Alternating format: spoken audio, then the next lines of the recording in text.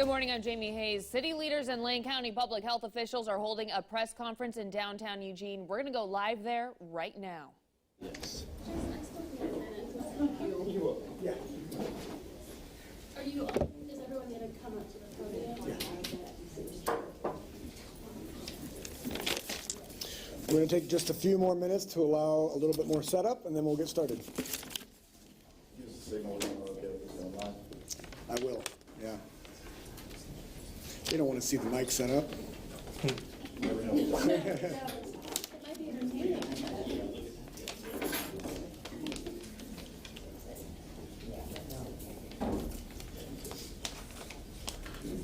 And you can mention that how up to date the numbers are as of like a minute.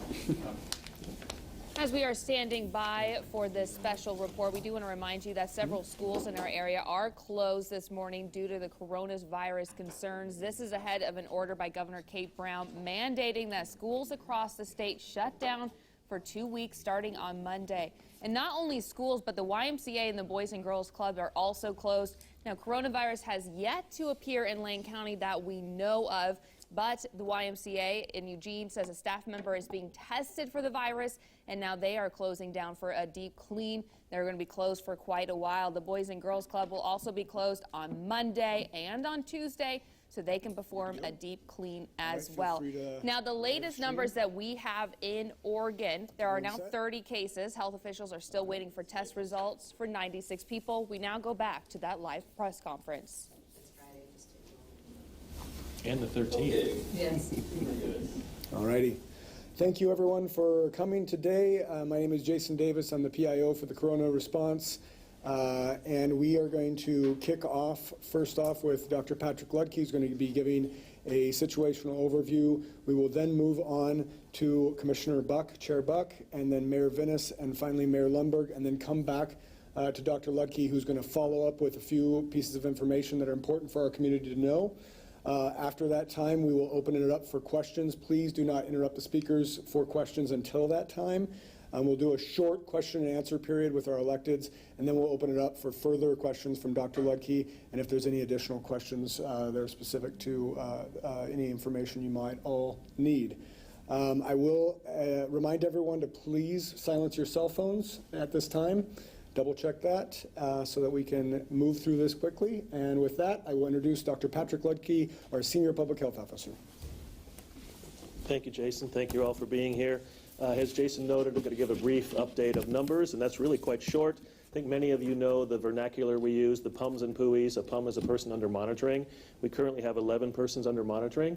We have 30 people who've completed that process. They've gone through the 14 days of risk, and they're all done, and they're not a PUM anymore. We have 5 PUIs, or persons under investigation. Those are persons who are symptomatic, and for one reason or another, we have identified them as a person at risk, and we're awaiting those test results. We expect those later today. As our community begins to see the indirect and the direct effects of COVID-19, it's really important for us to reassure our residents that their community leaders, including public health and elected officials, and all of our local governments are working together to limit the spread of COVID-19 throughout our community. We have today Lane County Board of Commissioners Chair Heather Buck, Eugene Mayor Lucy Vinis, and Springfield Mayor Christine Lundberg with us today to share how we're all working together on behalf of the community. And we'll start with Commissioner Buck. Thank you, Dr. Luedtke. So the response to the COVID-19 outbreak is a community-wide response, and it involves agencies at every level. Lane County Public Health has been working with state, federal, and local partners for several weeks now regarding the spread. In addition to prioritizing investigation of any possible COVID-19 cases in Lane County, we've been working to ensure that our community understands all the risks, as well as the ways in which we can help keep our communities safe. We have also been working with our cities and small communities across the county. We're sharing information and creating systems to handle resources for medical providers, first responders, and others who serve our community. The state's been a proactive partner in this process, and the recent emergency declaration will allow increased levels of funding to local public health offices so that we can better respond to the needs of our communities regarding the COVID-19 process.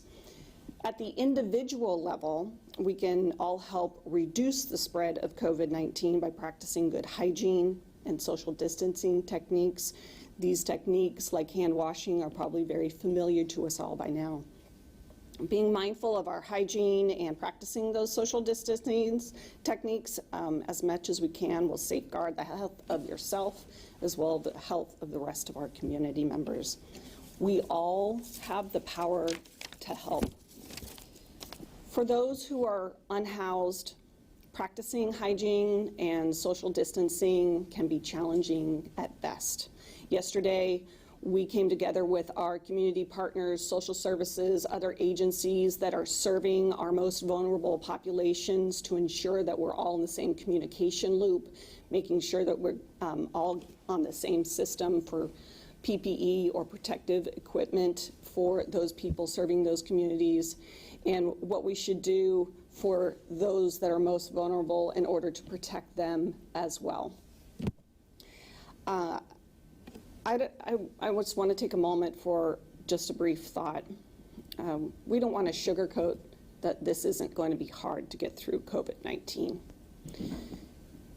People are giving up their personal freedoms. They're not going to social gatherings. They're not going to classes.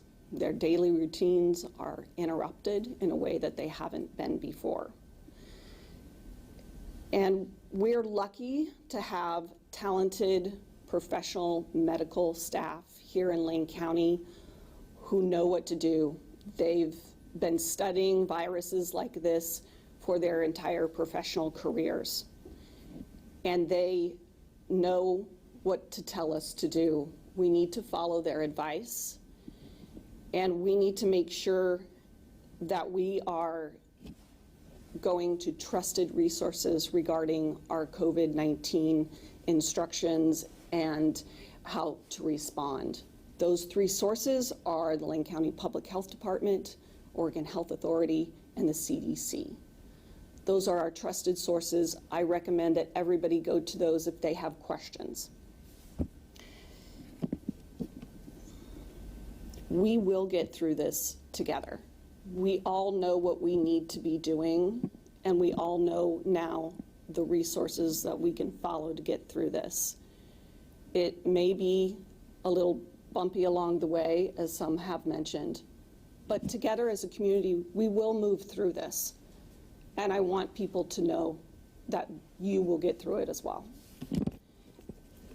We have our trusted partners here from Eugene and Springfield who I know are equally committed to safeguarding our communities, so I'll turn this over to Mayor Vinis.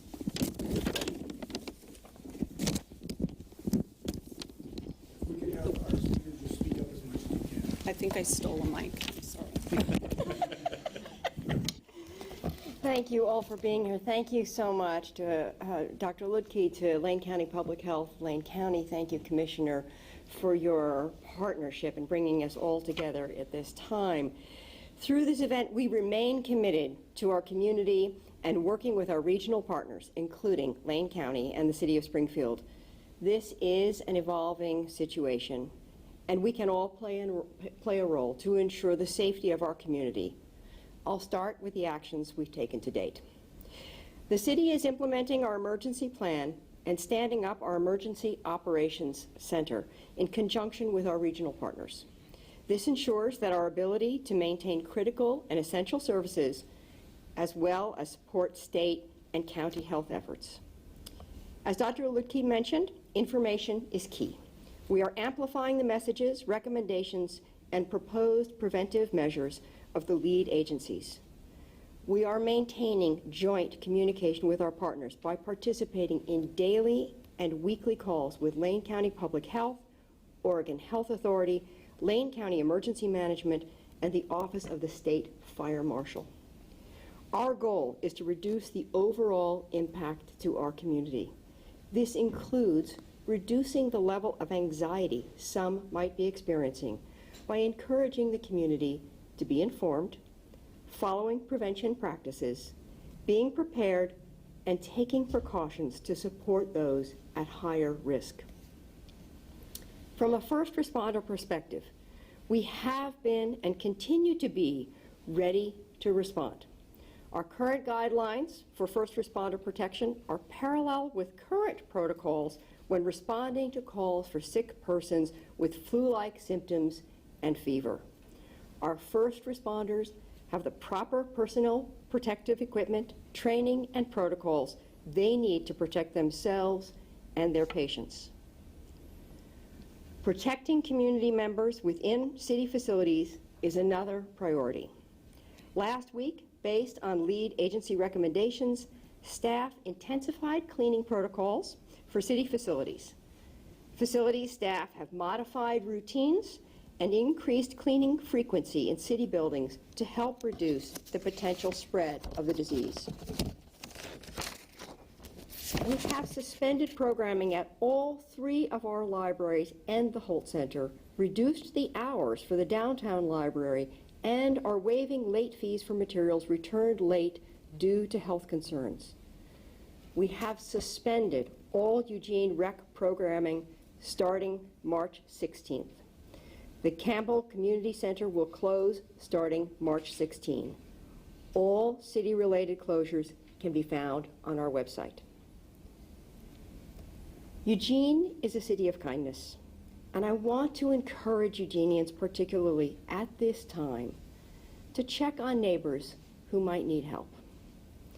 Consider offering assistance to an elderly neighbor who may want to avoid large crowds buying groceries.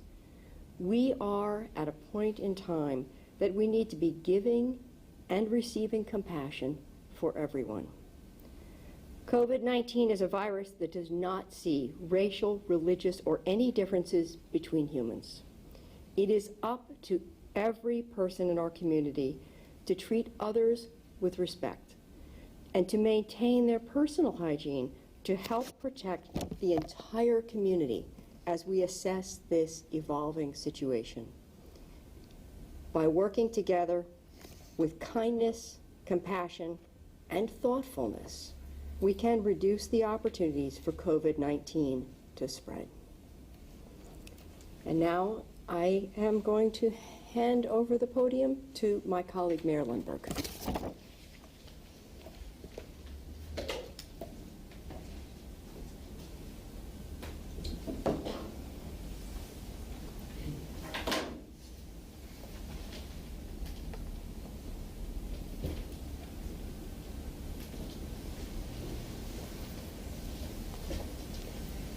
You good with mics?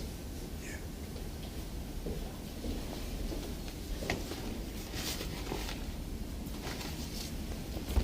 Good morning.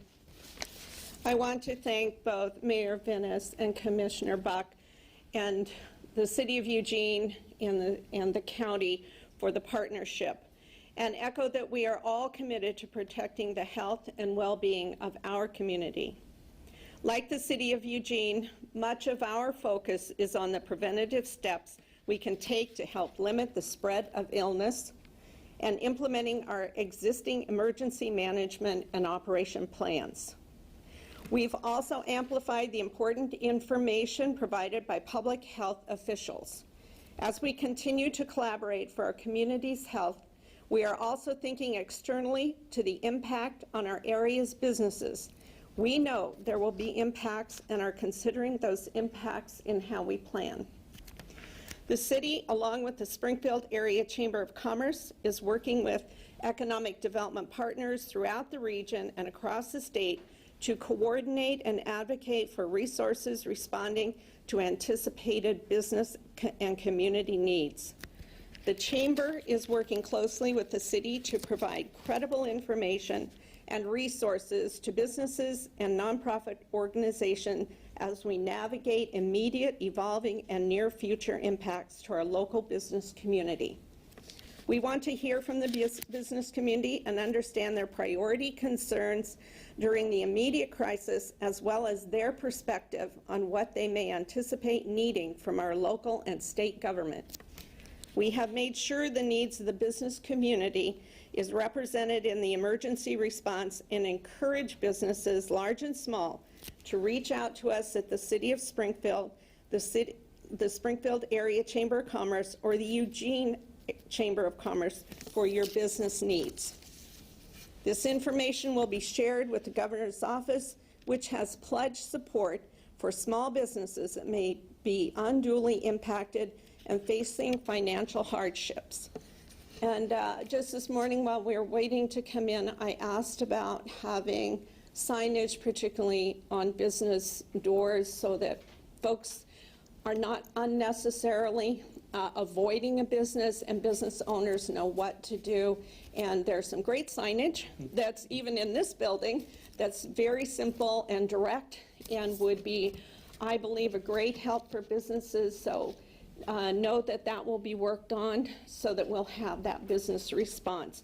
And just as a side note, also I want to push, because I give blood every couple of months. I just gave blood a couple of days ago, and it's very critical that people do not lose sight of the fact that blood will be needed and that you should not avoid giving blood at a time like this. And I figure if I can do it, you can do it. So would encourage you to donate if at all possible. So thank you again, and thank you to our partners.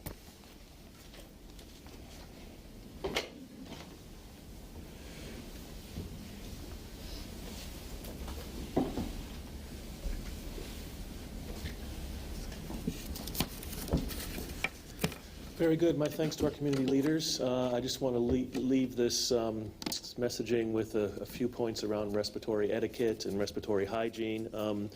You've heard it from us before. You've heard it most every flu season. It's really important to cover your cough or sneeze, and if you use a tissue and soil it, throw it away. Don't leave it in your pocket and touch it and then go shake somebody's hand. That's really important. When we say social distancing, we mean don't shake hands. Try to avoid unnecessary hugs and kisses. We all like those, but they're not all necessary. Try to avoid those if you can.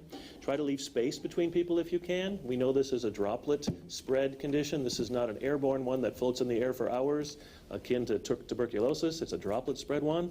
So social distancing means try to keep up to 6 feet between people when possible. And also, it's important for us to think it through our usual routines. If you or one of your loved ones would look at a typical flu season and say, this is kind of a bad one, I might not go on that trip somewhere, think about that in light of how you would view a typical flu season.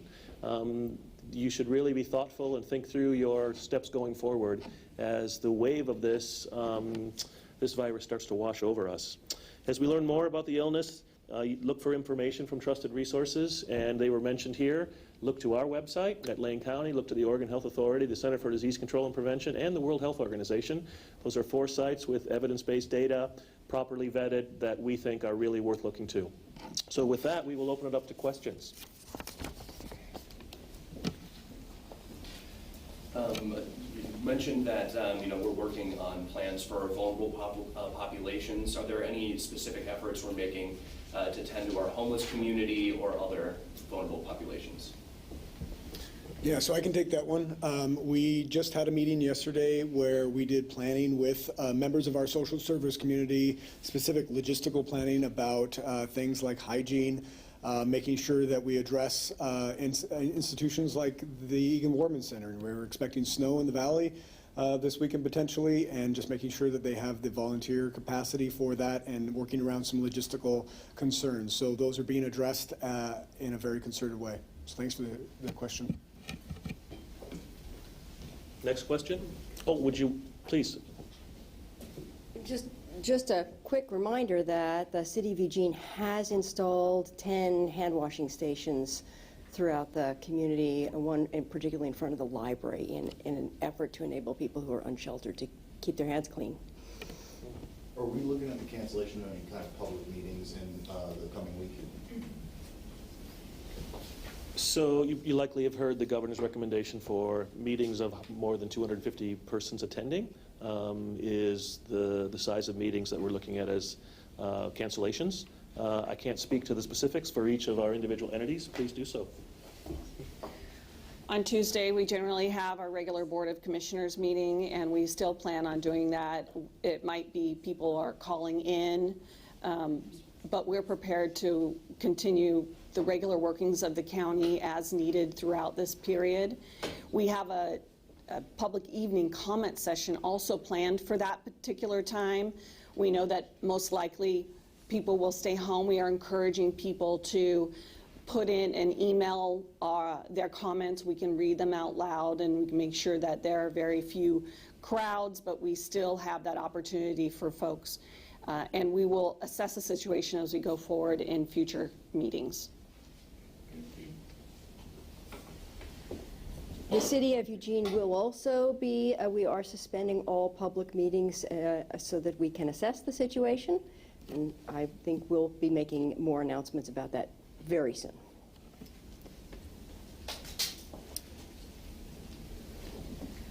Currently, the City of Springfield, and I can only speak to the City Council meeting itself, typically Monday night would have a work session. The work session is typically in a room where everyone is elbow to elbow.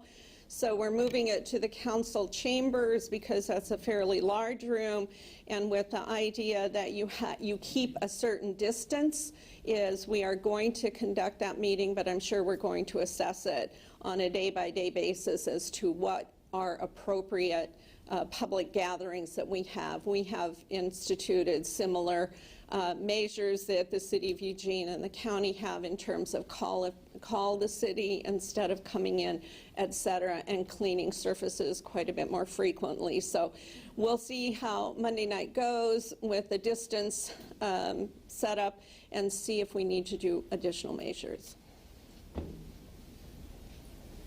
How has local calculus changed with the announcement that schools are going to be closed, up to and including healthcare professionals who are going to have to look after their kids without having school?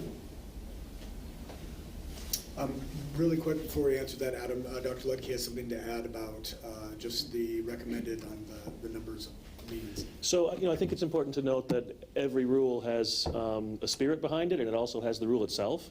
And there is no magic number, 250 people, 225, 216, or 300.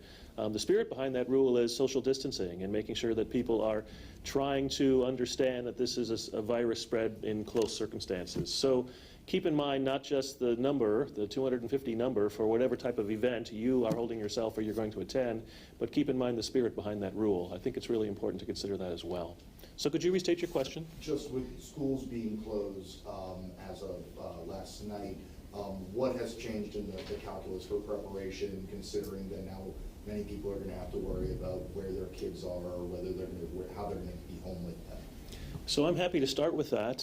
So we have been working from the public health side and from the clinical side with a large number of our community associates, so to speak, the medical enterprises and nonprofits and such, for quite some time, and saying, okay, now is the time for you to dust off your plans and to start putting in some of the calculations that we have said could occur into those plans and figure out how you're going to operate if 1 or 2 or 5 of your employees are home. So for the clinical enterprises, we have a call every day for the last couple of weeks at 4 p.m. We're getting dozens of providers to call in, and we're helping those clinical enterprises do that planning. And we're also helping them to move forward with a limited staff and to help to understand how they can continue to do what it is that they would like to do, see patients or do surgeries, whatever it might be. Who would like to speak to the other parts of it? Yeah, I think we should, unless you have something to add specifically. The one part that I can add to that particular question is we will have a lot of our county employees wondering what their options are, and we were prepared as a county to get information out to them before the day is out in order for them to assess their options going forward. Next question. With warmer temperatures coming up, do we see this disease sticking around? So I think it's a good question, and I can say we don't know for sure, but there clearly are data points that we can extrapolate from. I suspect everybody in this room, and probably anyone watching the clips from this particular event, has had a cold in the summertime. And in any given year, coronaviruses circulate, and they can cause 20 to 30% of all the colds that we've each endured. And I think most people have had a coronavirus cold in the summer. So it's not going to drop to zero. It's just unlikely that that would happen. Could it decrease a bit? It could, because we see increases in colds in the winter, but they don't disappear in the summer. And the biggest reason we see increases probably in the winter is because it's the social distancing issue. We're not only inside closer to each other, but we close the windows because we're paying for the heat, and that air is recirculated. So it'd be very unlikely for it to completely disappear. Next question. I heard that someone at the YMCA is being tested for COVID-19. And I don't know if that has come back yet, but I'm just wondering what that might mean for a place like the YMCA. So we have a standard process that we follow for positive tests. We do our contact investigations, and that won't change. It'll be the same thing, whether it's somebody in healthcare or somebody in a nonprofit. So we have, if I recall, we have how many tests pending? We have 5 tests pending. We expect those test results today. There are 2 reporting shifts, and the roughly 5:30 p.m. is the next one. And we are already aware of those persons because they're persons under investigation, and we are monitoring them. If it's positive, we complete our investigation, and we work with those entities in the way we've always done.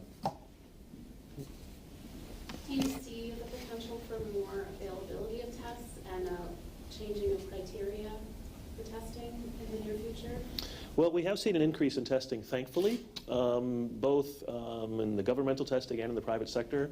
So we have 4 major clinical laboratories that supply testing in our community.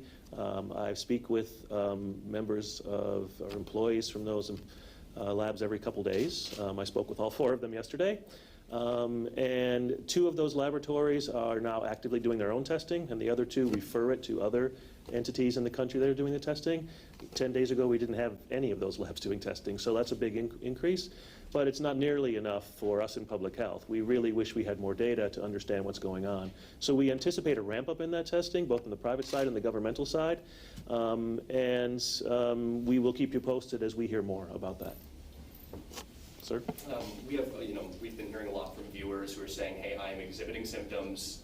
I have gone to my healthcare provider and I have not been able to get a test.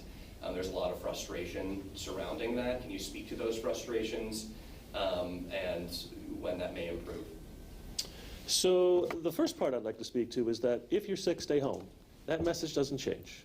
If you have a respiratory condition, you shouldn't spread it to your colleagues at work, so stay home.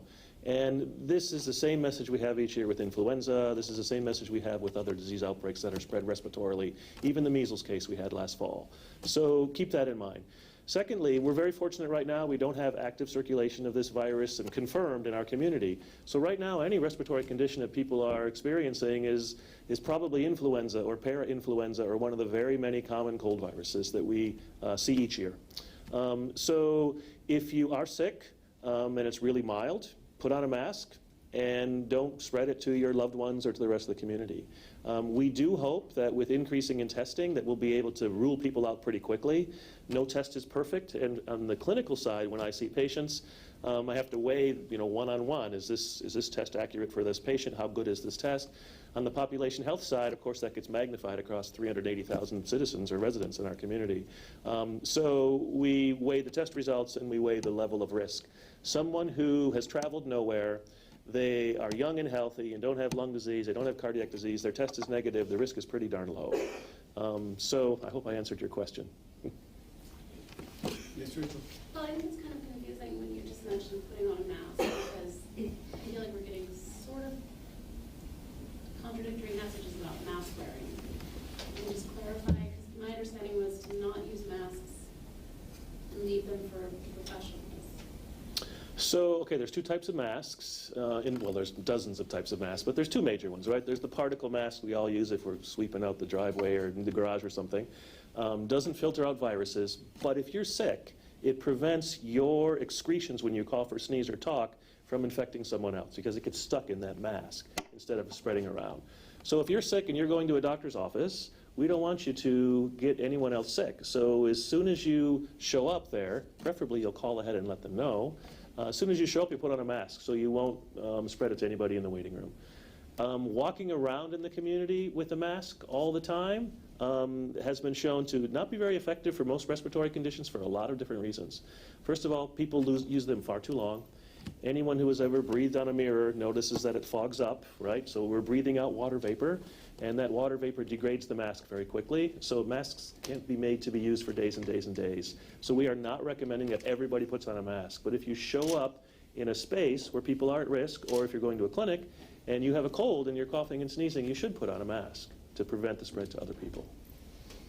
The sudden spike in cases that we could identify.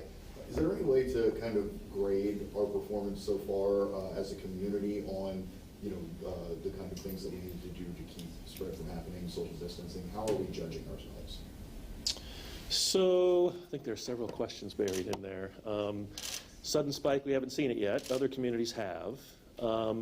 We wish we had more testing and test results, and that's being worked on, as I alluded to in the earlier question.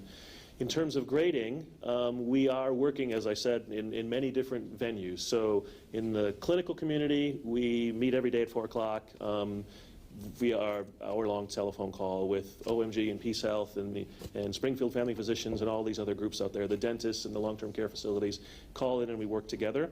And we not only have updated data that we're receiving in public health, but we also share our experiences and best practices. So that's one way. Are we giving a grade of A or A minus or C or D? We're not. But we have faith in our community, our clinical community especially, because we have endured quite a few things in the last few years. If you think about the meningitis outbreak at the university, if you think about Zika virus and chikungunya and measles, we've endured a lot and we've worked together successfully. So with those, you know, we just based on the numbers that we just got, you know, we have 30 tests completed in the county. We have 5 that are under investigation. Just with that level of testing, how can we be sure that it's not in our community? I know some people think that sounds like a low number. Yeah, I mean, does that make sense? I wish we had more testing. I'm comforted that it is increasing, and I'm also very comforted that the large laboratories that do this work every day in the thousands of tests are ramping up. We're not where I'd like to be. I would like to have more data. We have done some things behind the scenes. So, for example, the 33 local health departments in Oregon have 33 health officers, and we work together to help draft the rule to make it mandatorily reportable. So now we have these private sector labs doing the testing, and they're reporting it to us. Yesterday, they reported 24 tests to us, done in a private sector lab. So we're getting that data coming into public health, and we can learn more of what's going on the ground. But we're not where we'd like to be, absolutely. Just to reiterate, you said it was droplet-based, not airborne? Correct. So there's a certain amount of unknowing, right? Because this has been on planet Earth 10 to 12 weeks, and we don't know everything.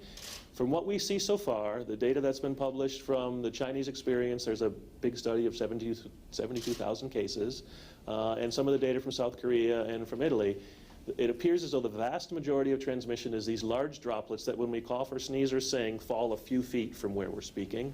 And that gives us a certain level of comfort because we deal with those all the time. There are plenty of viral and bacterial conditions that are droplet spread, and we know how to work with those. There could be a small amount that's airborne transmission, and there could be a small amount that's also contact, something living on a surface for a short period of time, and we touch it and pick it up and shake somebody's hands or, you know, touch our lips. So predominantly droplet spread, and we get, as far as we can tell so far, we get the most bang for our buck to make sure that we do not allow those droplets to spread beyond maybe that mask or keep them 6 feet away from people.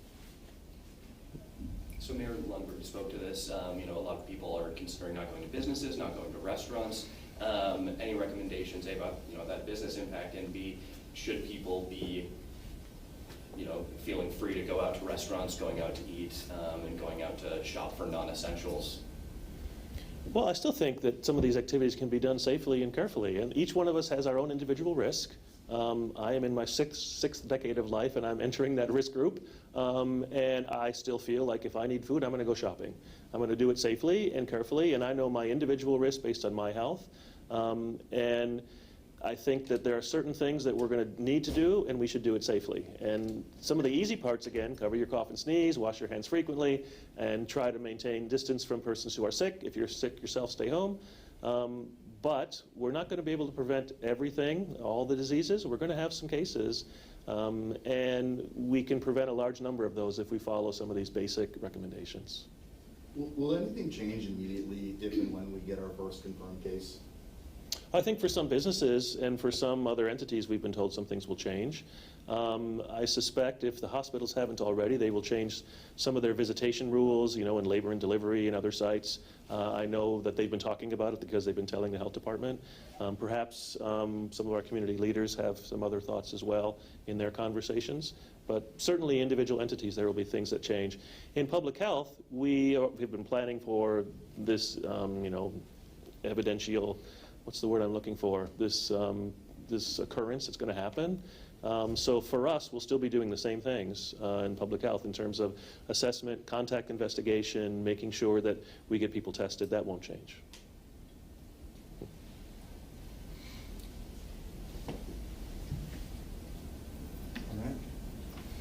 At this time, our elected officials will go back to their business at hand, and we also have Superintendent Balderas here with us and Superintendent Hamilton. If you have any questions specific to school districts, I understand that they can speak to those, or if you have any additional questions for public health, we can start looking at those as well. All right, you just watched a special report at the Lane County Public Health Department.